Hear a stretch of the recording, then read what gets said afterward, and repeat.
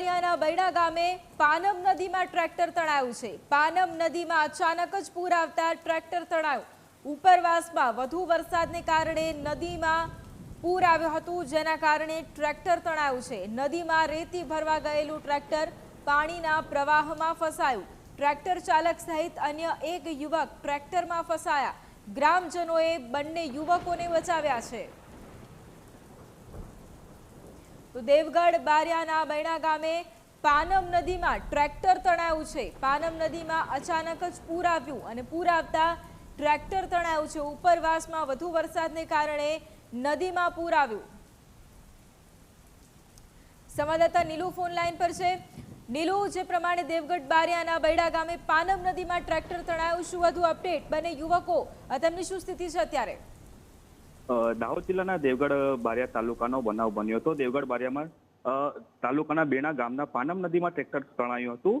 અત્યારની સ્થિતિ એવી છે કે ગામવાળા, આજુબાજુના ગામવાળા ત્યાં દોડી આવ્યા હતા અને હાલમાં જે બંને ટ્રેક્ટર ચાલક અને સાથે જે વ્યક્તિ હતી બંનેની જાન બચાવી દેવાની સ્થિતિ એકદમ સારી છે અને તંત્ર દ્વારા પણ વારંવાર સૂચનાઓ આપવામાં આવે છે કે આ સ્થિતિમાં તમે નથી જવાનું, છતાં પણ લોકો માનતા નથી અને આ સ્થિતિમાં ટ્રેક્ટર લઈને ત્યાંથી નીકળી ગયો હતો। હમણાં સ્થિતિ સારી છે।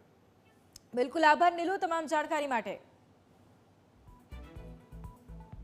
તો ટ્રેક્ટરમાં સવાર જે બંને યુવકો, તેઓને હાલ બચાવી લેવામાં આવ્યા છે। ગ્રામજનોએ તેમને બહાર કાઢ્યા હતા। પાનમ નદી કે જ્યાં પૂર આવ્યું અને ટ્રેક્ટર પાણીમાં ફસાઈ ગયું। ટ્રેક્ટર વચ્ચોવચ્ચ ફસાતા બંને યુવકોના જીવ પણ તાળવે ચોંટ્યા હતા। બૈણા ગામની આ ઘટના છે કે જ્યાં આ નદીમાં ટ્રેક્ટર તણાયું છે। નદીમાં પૂર આવતા આ ટ્રેક્ટર તણાયું। રેતી ભરવા આ ટ્રેક્ટર આવ્યું હતું, તે સમયે નદીમાં પૂર આવતા ટ્રેક્ટર તણાયું છે।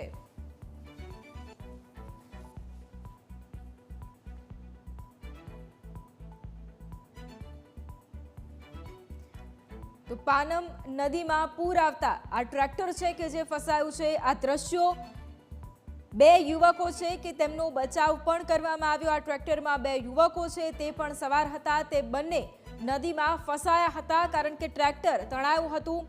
પાનમ નદીમાં પૂર આવતા આ ટ્રેક્ટર તણાયું। રેતી ભરવા આવેલું આ ટ્રેક્ટર કે જે પાણીના પ્રવાહમાં ફસાઈ ગયું।